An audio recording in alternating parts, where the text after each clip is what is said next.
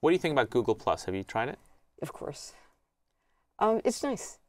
And I like, they did a lot of very clever things. And obviously they had a lot of clever people to learn from.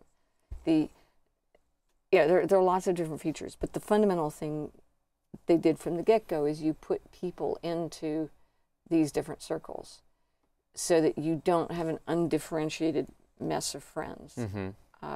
Second, it's not two ways. So, although I wonder how many people just put everyone into their friends. I'm sure lots of people do, but it's the defaults matter a lot.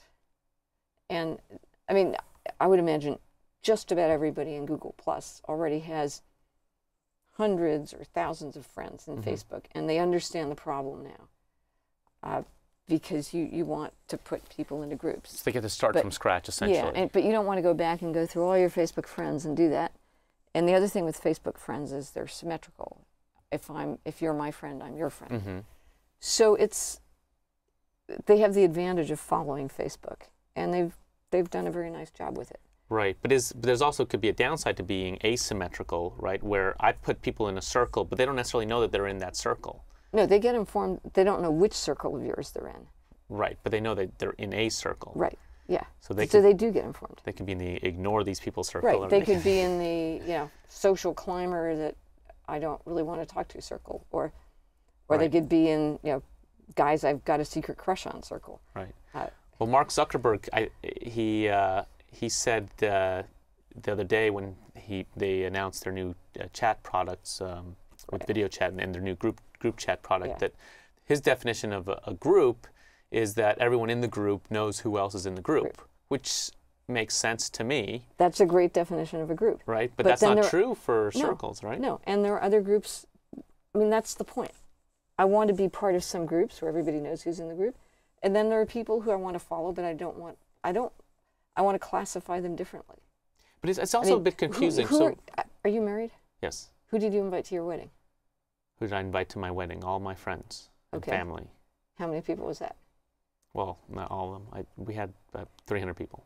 Okay, but so there's probably some other people you might put in your Google group that you wouldn't invite to your wedding. True. So. A lot. Yeah. And so being able to manipulate that more easily and doing it from the start is an advantage. You can have the symmetrical relations and the asymmetrical ones. I think it's great if you put the effort into it to do it. I also think, though, that that it's a little bit confusing. So, for instance, when I started, I created two groups. I created my friends, and I created TechCrunch. Right. And I put all of my TechCrunch colleagues into TechCrunch, and then I just kind of assumed that they would know they were in the TechCrunch group. But then when I told somebody, "Oh, I already put you in the circle," they're like, "Oh, really? I don't see that." Right. So that's the asymmetrical problem. Is that it? I don't see it as a huge problem. It's not a huge problem. It's something that takes getting used to, right? So we're used to these norms of, I already put you in some place, so when you log in, you should see that you're in that place.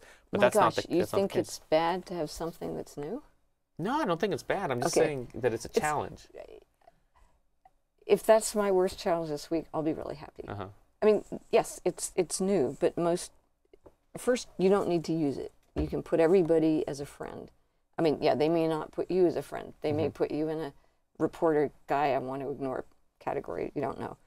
But you can manage things. And because, again, this is simply Google's lucky, because people come to Google Plus with experience. And because they're starting fresh, it doesn't feel like a lot of work to classify somebody the first time you make them a friend. To go back and redo that for all your friends is a lot of work. Do you think that it's enough value there, enough difference, that it could be a credible challenge to Facebook? That's a really very different, tougher question. And I don't know. I mean, I like it. Facebook is way, way ahead. And if I were Google, I'd try to differentiate it as much as possible without marginalizing it. And how you do that is a real challenge, and I'm glad I'm not Larry Page. But it has some features Facebook doesn't have. It's very useful. But so I think of my four sisters who are not in this business and are just normal people. And, I think they're probably very happy with Facebook. And I don't see that there's something that would cause them to abandon Facebook and move to Google+.